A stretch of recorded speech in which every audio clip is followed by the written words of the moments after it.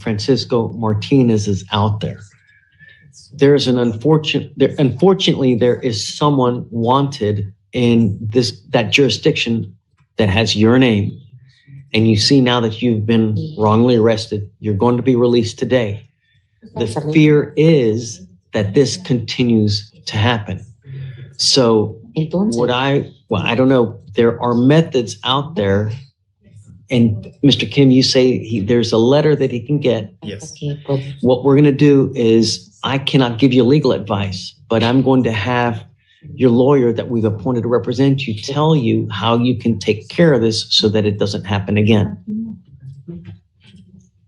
So we're going to process you out. You should be out within hopefully the next 4 to 6 hours. Ricardo will tell you how to go about getting a letter so that this doesn't happen again. Do you have any questions? Did you want to add anything, Ricardo? It's fair to say, Judge, it's just a bad situation. This man was arrested for this. Yeah. Not a good situation. Yeah, I mean, mistakes have been made, and I don't know, I guess the arresting officer, I don't understand why they wouldn't do just a little bit deeper dive. Well, when they're on the field and it's obviously an arrest in the evening, is us being one of the few agencies that's truly 24/7, is that they can only confirm by teletype for whatever the fugitive division is. And so with it's most commonly name and date of birth, and statistically that should narrow it down, but it's just, I mean, because you can't take photos, or you can't send have mobile apices for that when they get processed in, but that only brings them in for, again, the same name and date of birth, but you can't trade mugshots with the demanding jurisdiction. Because the teletypes can't support images. And so ultimately it's only what the text is, and that text is the name and date of birth. So And on that sense, Judge, would his fingerprint goes with that's what and that's why I was, they've got these mobile apices that the mobile thing where they could just test them and see if it's his prints or not. sure, but the majority of warrants, the way they're sent by teletype, again, a thumbprint can't be imaged in a teletype. I got you. So yes, there is a thumbprint, but there's no way the thumbprint should be able to verify who this person is, whether they have the correct date of birth. But Mugshots. But that only corresponds to the warrant for the demanding jurisdiction if they have something to match it against. So that's the issue is, yes, it can pull it up on our side, but it's the same way even for our parole violations is they can't check on scene, especially at 1 a.m. That's why we're the second check, is that we're able to verify if there's a thumbprint, mugshot, etc. You're going to be released here momentarily. I'll have Ricardo tell you how to take the next steps though, okay? All right, good luck, Mr. Martinez. Thank you. I think we still need to approach them different. All right, buckle up, folks, because what you're about to see is the kind of courtroom chaos that makes you question the entire justice system. Mr. Martinez, a man completely innocent, ends up in jail simply because he shares a name with someone who actually has a warrant. And yes, he can't even speak English and is navigating the system through an interpreter. It's a bureaucratic nightmare that exposes just how fragile our safeguards really are. Mistaken identity, teletype errors, missing fingerprints. This isn't just a slip-up. It's a reminder that in the wrong place at the wrong time, anyone could be swept into the system. Stay with us, because we'll break down every shocking twist as it unfolds. And trust me, you're not going to believe how easily the system failed him. I don't know where your boat's at today. No, I don't know. Oh, sorry. My bad. My bad. Okay. I'm sorry. Hey, You know what? okay. You know what? How are you? Amazing. I'm sorry? Amazing, sir. I hope. I really hope. You've got a lot of stuff going on. And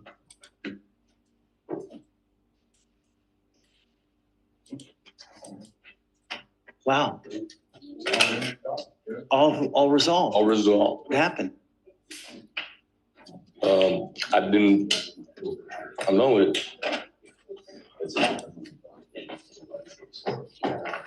Everything got dismissed. Everything's done. So no more probation. No more probation. I'm tired of that. Did you learn anything? If you learn one thing leaving here today, Mr. Copeland, patience. Patience goes so far in life when you are confronted with someone who's an a-hole, exercise patience, you know? Mr. Martinez isn't guilty of anything. Yet because someone somewhere typed his name and date of birth into a teletype, he's dragged into a cell. There's no instant fingerprint scan, no mugshot verification in real time, just a bureaucratic text message deciding his fate. And the judge openly admits it. It's a systemic flaw, not human error. Think about that. How many others are sitting in cells right now because of the same mistake? It's terrifying to realize that the technology we rely on to keep us safe can also be the very thing that ruins lives. This isn't a story about crime. It's a story about how fragile justice can be. It don't matter. Even if you're right and they're wrong, with your record, if a cop rolls up to you, they will probably hard-pressed to take your side because of your record, you know? But if you exercise patience, right, or walk away, if you see a situation that's getting out of control, it's really going to serve you well, you know? I cannot tell you how lucky you are, really, that you're with this. You were on probation for an aggravated robbery with where was it, the arson? Arson. Yeah. Your Honor, he took a 10-month jail on the MAJ for the arson. Is that what it is? But he's got sufficient credit that you're probably walking out of here today, right, Mr. Cook? But what I'm saying is patience goes a long way. Even, you know, if you get into a pissing match with an officer, anyone that has a power of arrest, who's going to win? Right. Every single time. I don't care if you're right. I don't care if you're wrong. You're still going to get it. So just patience. Tuck your tail. And, you know, if you ever have an issue, come back to me and I'll help you too. If you ever need help, come back to me here and I'll do what I can to help you out. If you need, you know, shelter. I mean, I can't give you money, but, you know, whatever. If someone's messing with you in life, come back to me. We can try to work it out somehow. You know, I can give you a lawyer. We can. Explanation from law enforcement is actually fascinating. The officer points out that at 1 a.m., there's no way to cross-check mugshots over teletype. Teletype, for those who don't know, is basically an old-school text system. No images, just words. So even if someone looks exactly like the wanted person, the cops can't see it immediately. They rely on fingerprints once the person is booked. Statistically, matching name and date of birth narrows things down, but it's far from foolproof. This is a perfect storm. An innocent man, a 24/7 arrest system, and old-school tech deciding his freedom.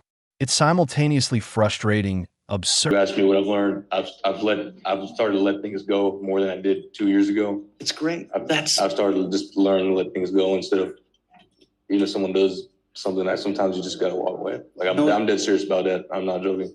You know what that's called, right? Mature. You're growing up.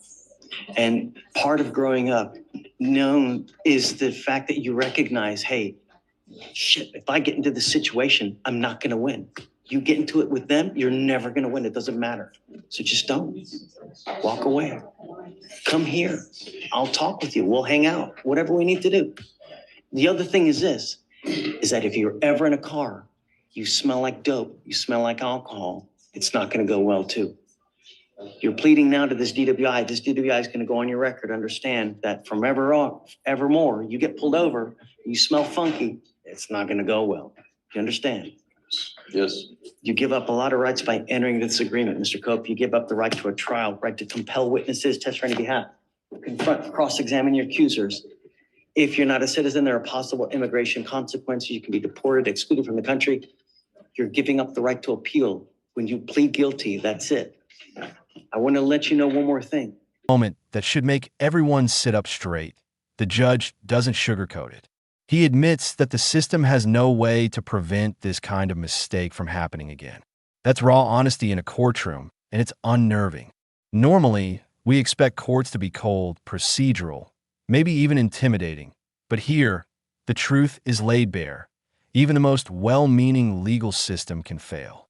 The man is getting released? Yes, but only because of quick verification. If this error hadn't been caught, he could have faced hours, days, or even worse.